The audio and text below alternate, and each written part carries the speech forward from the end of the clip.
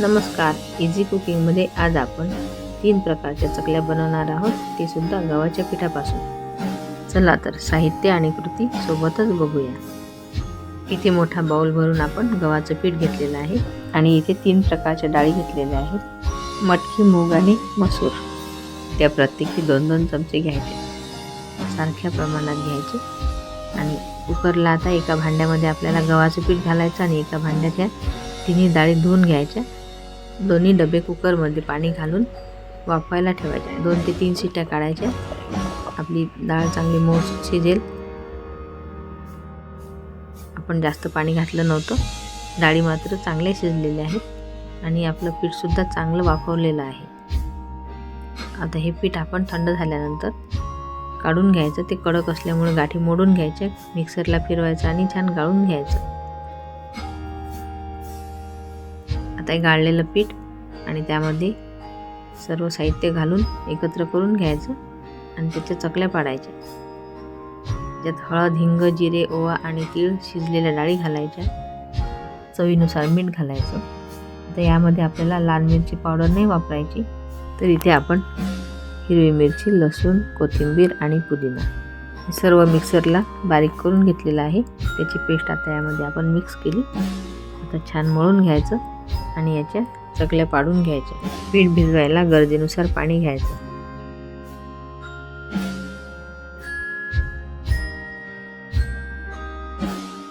साच्याला तेल लावून घेतलेलं आहे, त्यामध्ये व्यवस्थित हा गोळा भरून घ्यायचा।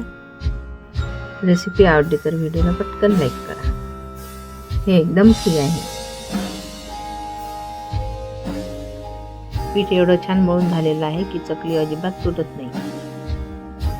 चवीला एकदम खुसखुशीत आणि स्वादिष्ट लागते। चकली तर खायची आहे, परंतु भाजणी तयार नाही, तर अशा वेळेस आपण गव्हाच्या पिठापासून झटपट चकली बनवून खाऊ शकतो। तेल तापवायला ठेवलेलं होतं, आता आपण चकल्या तळून घेऊ। माझ्या चॅनलवरती नवीन असाल तर माझे पहिलेचे व्हिडिओ नक्की बघा। तसेच माझ्या चॅनलला सबस्क्राईब केलं नसेल तर जरूर सबस्क्राईब करा। सोबत बेल आयकॉनला क्लिक करा, त्यामुळे तुम्हाला माझ्या नवीन आणि चमचमीत रेसिपीज बघायला मिळतील। ही झाली आपली एक प्रकारची चकली। आणखी आपल्याला 2 प्रकारच्या चकल्या बनवायच्या आहेत, त्या सुद्धा बघूया। त्यासाठी आपण वाफवलेलं गव्हाचं पीठ गाळून घेतलेलं आहे। आता त्याचे 2 भाग करायचे। एका भागामध्ये आपण पालकची पेस्ट टाकून चकली करणार आहोत आणि एक नेहमीचीच आपली ह्याला लागणार आहे साहित्य: जिरे, ओवा, काळे तीळ, पांढरे तीळ, लाल मिरची पावडर, हळद आणि चवीनुसार मीठ। तर हेच साहित्य आपल्याला दोन्ही चकल्यांमध्ये वापरायचं आहे। पिठाचे 2 भाग केले होते, त्यामधले एका भागामध्ये आपण काळे तीळ, पांढरे तीळ, जिरे, ओवा, चवीनुसार मीठ, लाल मिरची पावडर आणि हळद हे सर्व साहित्य घालून घेतलेलं आहे। थोडा हिंग घालायचा। सर्व साहित्य घालून एकत्र करायचं। आता यामध्ये आपल्याला गरम केलेलं तेल किंवा तूप घालायचं आहे आणि सर्व पिठाला चोळून घ्यायचं। मुठ्ठी बनते का ते बघायचं आणि हे पीठ एकत्र करून साधारण कोमट पाण्याने भिजवून घ्यायचं। आपलं तेल पिठाला छान चोळून झालेलं आहे। आता थोडं थोडं कोमट पाणी घालून आपलं पीठ भिजवून घ्यायचं। भिजवून झाल्यानंतर हे झाकून ठेवायचं, तोपर्यंत आपण बाजूला जे ठेवलं होतं पीठ ते भिजवून घेऊ। हे भिजवून झालेलं आहे, आता याला झाकून ठेवायचं। तिसऱ्या चकलीचा प्रकार आहे, आपल्याला पालकाची चकली बनवायची आहे। ते आपण आधी जे साहित्य घेतलं तेच घ्यायचं, फक्त यामध्ये आपल्याला पालकाची पेस्ट घ्यायची आहे आणि लाल मिरची पावडर ऐवजी हिरवी मिरची घ्यायची। तर इथे तूप पातळ करून घातलेलं आहे। सर्व पिठाला चोळून घ्यायचं। उकळत्या पाण्यात पालक घालायचा। त्याला उकळी आणल्यानंतर चाळणीवर निथळत ठेवायचं, त्यावर थंड पाणी ओतायचं आणि मिक्सरच्या भांड्यात हिरवी मिरची, लसूण आणि पालक घालून त्याची पेस्ट करायची। आता या पिठामध्ये ती प्युरी घालायची। तूप चोळून झालेलं आहे। त्याला तुपाची चवसुद्धा छान येते। तुम्ही हवं तर तेलसुद्धा घालू शकता।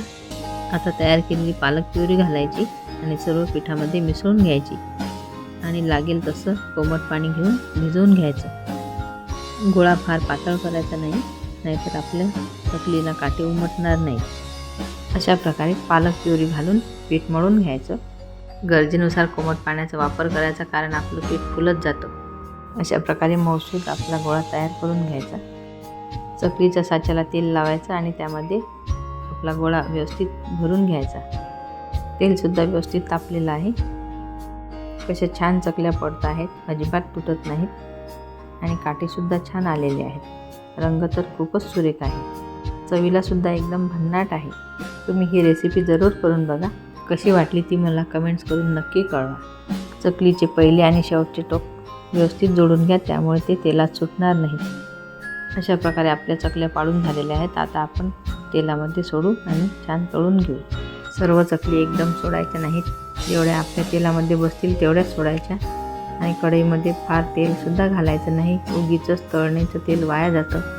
चकली टाकल्या त्याला झारा लावायचा नाही. एकदा सेट झाली म्हणजे ती पलटून घ्यायची. एकदम स्वादिष्ट आणि कुरकुरीत खुसखुशीत अशा ह्या आजच्या आपल्या चकल्या झालेल्या आहेत. तेलाचे बुडबुडे कमी झाले म्हणजे आपली चकली तयार झाली. अशा प्रकारे आपल्या चकल्या तळून झालेल्या आहेत. टिश्यू पेपरवरती काढून घ्यायच्या. हा झाला आपला पालक चकलीचा प्रकार. आता तिसऱ्या नंबरचा प्रकार बघूया. साधी चकली जी आपली नेहमीची असते तशी बनवायची, फक्त गव्हाच्या पिठापासूनच बनवलेली आहे. जे आपण याआधी पीठ मळून ठेवलं होतं ते आता करायला घेऊ. या चकलीप्रमाणेच साच्याला तेल लावायचं आणि त्याच्यासुद्धा चकल्या पाडून घ्यायच्या. कढईमध्ये तेल तापलेलंच आहे. चकल्या तळून घ्यायच्या. अशा प्रकारे 3 चवीच्या वेगवेगळ्या चकल्या तयार झालेल्या आहेत. केव्हाही करता येईल अशी आजची रेसिपी आहे. चहासोबत काहीतरी चटपटीत खायची इच्छा झाली असेल तर ही रेसिपी तुम्ही नक्की ट्राय करा.